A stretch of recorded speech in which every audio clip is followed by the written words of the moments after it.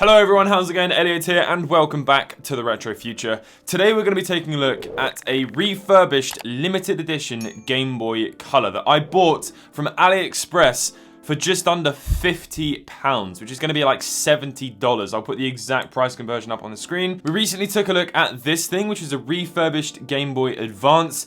For the price, I suppose it was okay-ish. It was just a little bit questionable, the techniques that they'd used to actually refurbish it. Wasn't the best thing that we'd seen, but I suppose it was relatively good for a gift. The other thing they had done was actually remade the box, so there was a reproduction box included, so it was a nice little set. But the one that we're going to be taking a look at today is a refurbished limited edition Game Boy Color. They've skipped some of the nicer features, and they've just put it in a brown box with some lovely packaging tape going down there. But what will it be like inside? That is the biggest question. For £50, you could get yourself an original boxed Game Boy Color. So, without any further ado, let's take a look at it.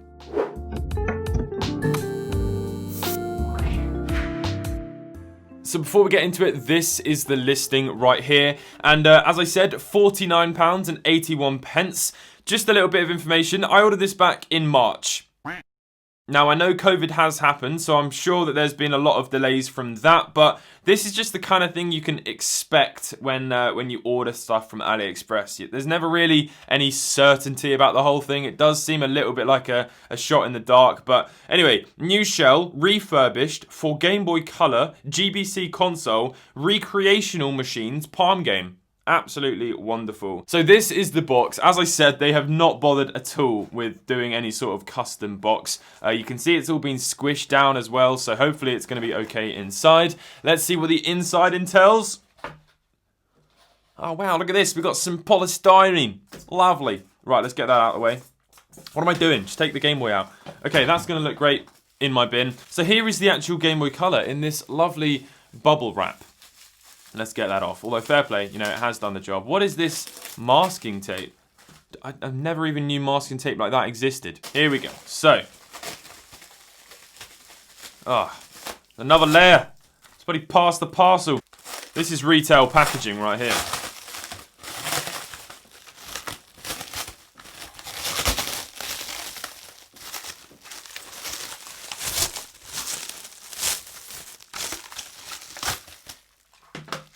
Well, I'll save that for my sandwiches. That doesn't... it doesn't look too bad.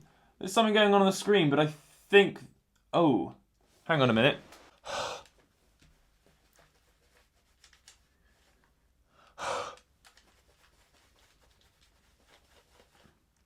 Oh, okay. Wait a minute.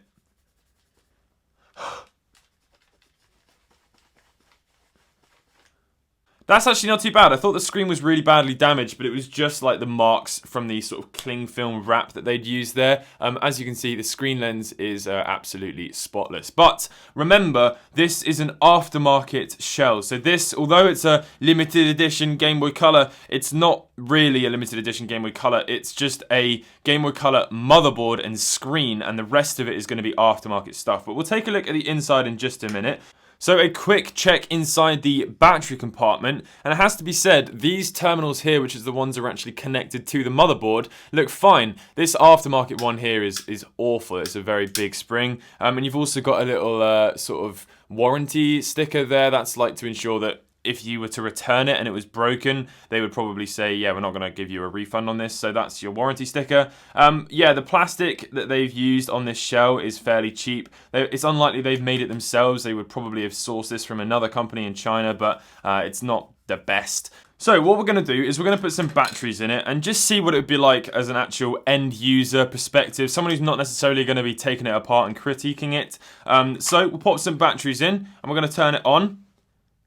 And it does turn on first time, and the speaker sounds absolutely fine. Now, one thing we are going to use, I'm very lucky that I have one of these right here, which is a test cartridge that was actually used by Nintendo employees when looking at faulty Game Boys and stuff in a repair center. So what this will allow us to do, it's a very rare device, but what this will allow us to do is check the consistency of the button presses. So it's going to be a very helpful thing when it comes to looking at Game Boys that have been refurbished. So let's slot it in the back. Now this cartridge has been cleaned, obviously, so let's see if this Game Boy turns on and recognizes it immediately. No. No, it does not. So there's a good chance they haven't cleaned those pins in the back. There we go. So second try is going to work. Right, so it's loaded absolutely fine. Let's press these buttons now, and you can see there's a little arrow next to each button telling us to press that. We're going to get a sound, and we're also going to see on the screen that the button has pressed. Let's go.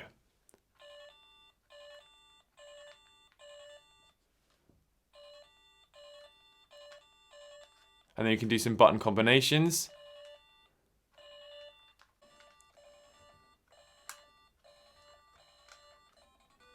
Well, there we go. That's absolutely fine. That works really, really well. There's absolutely nothing that I can say bad about that. The game works. The sound is fine. Probably a little bit low, but that's not necessarily a problem. Yeah, so far so good. £50 is a lot of money, but you are getting a really nice, hopefully refurbished Game Boy that seems to be working very well. Now, what is under the hood? So now comes the time where we take it apart. Now, in the orange one, this is where things started going very rapidly downhill. So I am a little bit nervous, but I'm also quite excited because so far, although it's expensive, it's pretty good. So if the inside condition of this is good, I would say if you can look past the incredibly large wait time of 9 months, which is probably, again, inaccurate because of COVID. But, yeah, hopefully if it does get to your door for £50, the inside of this being good condition, it's a good deal. Here we go. A moment of truth. What does it look like inside?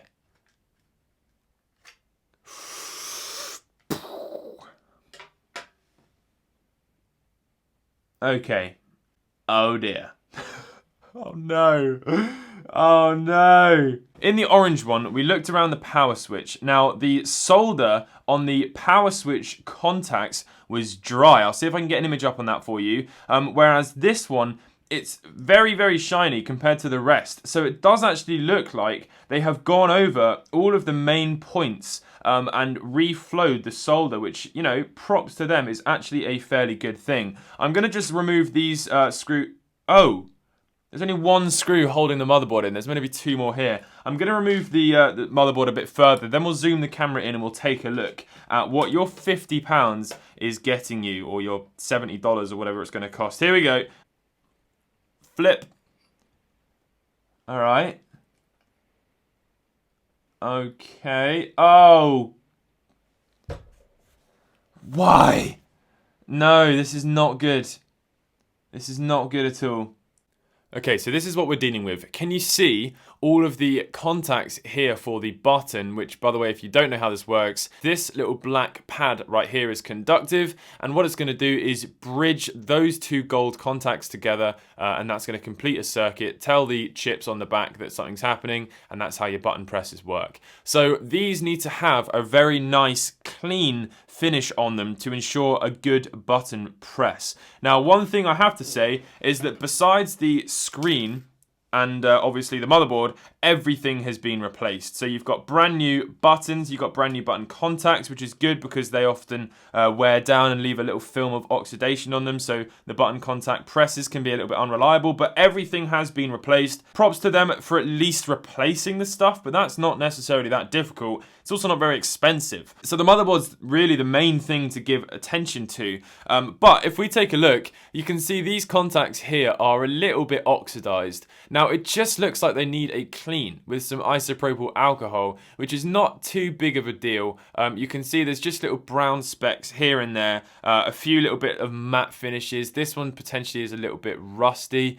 Something might have spilt. Now, you may or may not be able to see this sort of color change here. That could be down to the fact that this was previously in like an atomic purple or a clear Game Boy color, and the sun has actually slightly faded this silk screen. That is something that can happen. Now, the biggest, most disgusting thing is look at the speaker.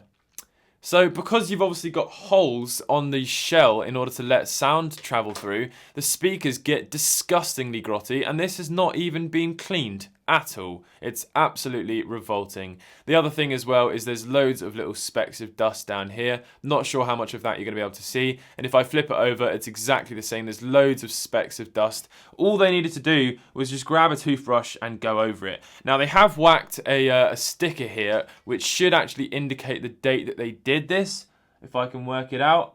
they've just written 203 on it, which might mean the third month of 2020, which is the month I bought it. I don't know. Where things look up ever so slightly is that they have actually reflowed the solder on the power switch. I don't know if they've cleaned the inside of it, but it did work. It was reliable. They've also gone over the solder joints on the volume wheel here, and it looks like they've gone over the solder joints on the infrared LEDs here. But yeah, I can't really recommend this. Again, it's just stuff that you can all do yourself very, very easily. Taking apart a Game Boy, how long did that take me? It's 6 screws and 1 Phillips screw with this one, but it should be 3. It's a very easy thing to do. A screwdriver kit you can pick up for very cheap, or if you want to get a nice one, obviously a little bit more expensive. But anyway, don't recommend it. £50. Just can't recommend that. You can buy an official one. I would prefer any official shell than a limited edition aftermarket one. I don't know. It's just my personal opinion. Let me know what your thoughts are in the comment section below. But a lot of people request these videos because a lot of people don't want to do the work themselves, which is understandable. But I'm just saying, £50 is a ridiculous amount of money to pay for something that is not being done properly. You can buy aftermarket stuff that has been refurbished properly on eBay for a lot cheaper, and it'll probably arrive a lot quicker. And if you want to try your hand on actually refurbishing an official thing, you can pick up a Game Boy for 20 quid. So that is going to wrap up this video. I hope you've all enjoyed. If you did and you're new to the channel, please consider subscribing, leave a like and a comment on, let me know what your thoughts are. And I'll catch you all in the next one. Thank you very much for watching throughout 2020. By the way, I love you all. Goodbye.